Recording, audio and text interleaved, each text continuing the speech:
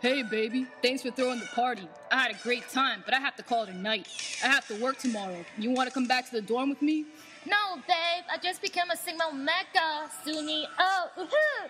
I want to party with my girls and live it up. I will just see you later. I want to get drunk. Sigma Omega! Sigma Omega! Sigma Omega! Sigma Omega! Ouch. Hello, I'm Dr. Smirnov. Did you know that the risk of ocular trauma would be significantly increased when under the influence of alcohol? According to the study published in the Journal of Korean Medical Science, 23.7% of all trauma-related ER ophthalmic visits were associated with alcohol intake. Moreover, orbital wall fractures and hyphemus showed a significant association with alcohol consumption. The study showed that physical assault was significantly more common in alcohol-associated injuries. Whoa, what happened to my eyes? How come I can't see clearly?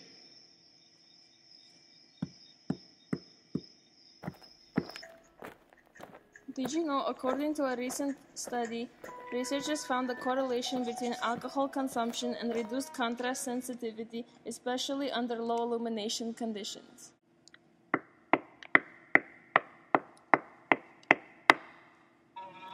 Oh, a fly. Where'd it go? Oh, there it is again. Ugh, I can't follow it.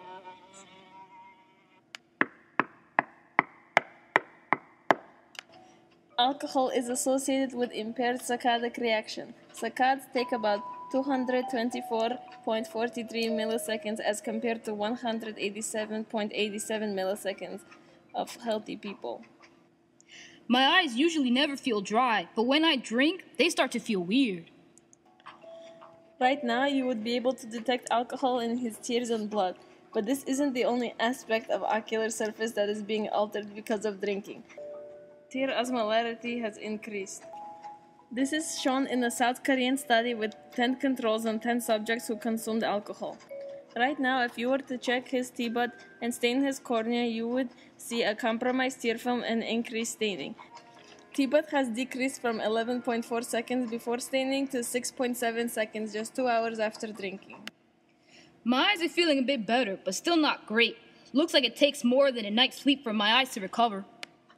Even now, though the alcohol can be detected in tears, the osmolarity is still 40 milliosmoles higher than in people who haven't been drinking. 2 hours after waking up, T-bud is 7.9 seconds. There are a few reasons proposed as to why alcohol interferes with the ocular surface. First, the alcohol acts as a hyperosmolar agent, leading to tear hyperosmolarity and dry eye. This isn't likely, as even when the alcohol isn't detected in the tears, the ocular surface is still compromised. Second, ethanol acts as an organic solvent for the lipid layer, compromising the tear film. Third, alcohol disrupts cytokine production, leading to inflammation, hyperosmolarity, and tear film instability. Fourth, alcohol decreases the blink rate, leading to tear film instability.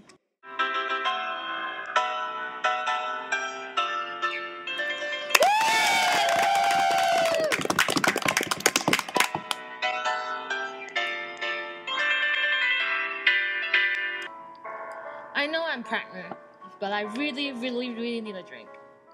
I don't know how to stop. Maybe I'll just have one glass of wine. It can't hurt. At least it's not hard liquor.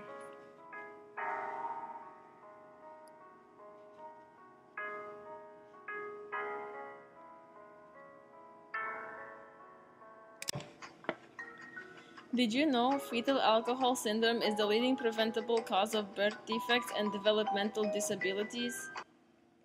I noticed my baby has small weight and a low birth weight. Is there anything wrong?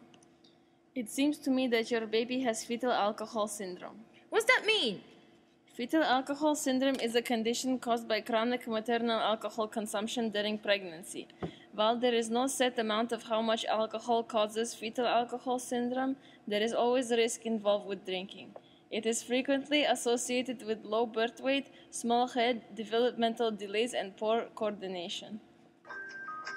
Ocular characteristics of fetal alcohol syndrome include short palpebral fissures, epicanthal folds that remain into adulthood, increased telecanthus, coloboma, strabismus present in 25 to 50%, microphthalmia, nystagmus, cataracts, fundus abnormalities, hypoplasia of optic nerve, and increased tortuosity of retinal vessels, decreased visual acuity, and reduced contrast sensitivity. Reduced stereo acuity, however, they have normal ocular alignment, extraocular muscles, refractive error, and color vision. Hi, Dr. Smirnov. We're both here for a yearly eye exam. Excellent, I'll be happy to check your vision and eye health today.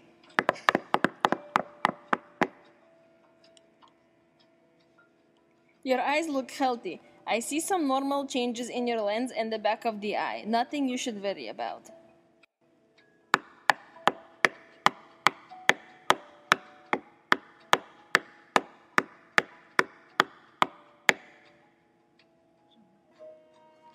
Morgan, I noticed some cataracts in your eyes. Studies have shown that heavy alcohol consumption is associated with an increased risk of cataracts. Did you know alcohol consumption of greater than 60 milliliters a day for more than 2 years can cause a tiny transient decrease in IOP? It's about a 2 millimeter decrease from 18 to 16 millimeters of mercury. But while that is statistically significant, it is not clinically significant. Morgan, I am also concerned about a few more findings from today's exam. I see that you have the beginning stages of age-related macular degeneration. Doctor, could my alcohol consumption have played a role in this sign that you are seeing? Well, that's a really interesting question. The Beaver Dam Eye study was a very big population-based prospective cohort study which looked precisely at the relationship between alcohol consumption and age-related macular degeneration. The results are very interesting. First, they looked at beer consumption. They found that every 100 grams of beer per week increases the risk of developing soft, indistinct drusen by 18%, and increases the likelihood of confluences of soft drusen by 33%. However, these results were not statistically significant. You have a history of drinking wine, however, and the Beaver Dam Eye study actually showed an inverse relationship between wine consumption and the size of the drusen area. The drusen area increased in 13.2% of subjects who drank 23 grams per week of wine or more.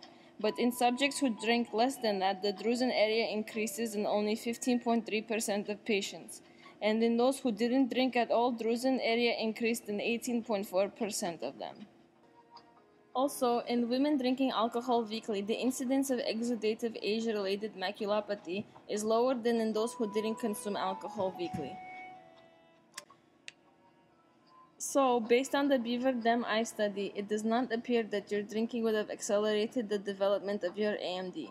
However, there was another study performed which suggests that alcohol does increase the likelihood of developing AMD. Alcohol consumption was associated with a 60% increased risk of early AMD. There was no association with late AMD and drinking.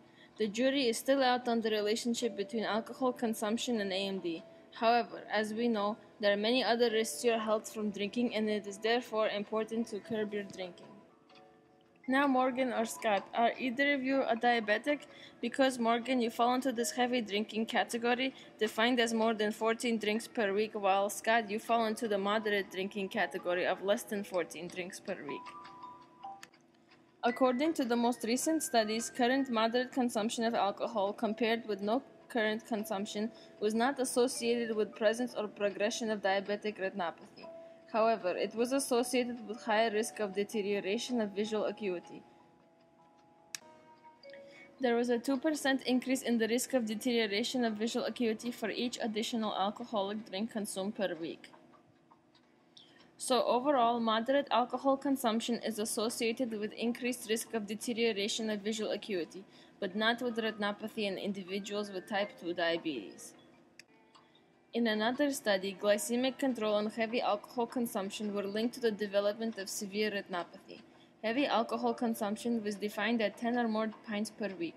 Severe retinopathy occurred in 9 of 70 heavy drinkers, but only in 4% of the other subjects. There was a 2.25 time increased risk of developing diabetic retinopathy in heavy drinkers.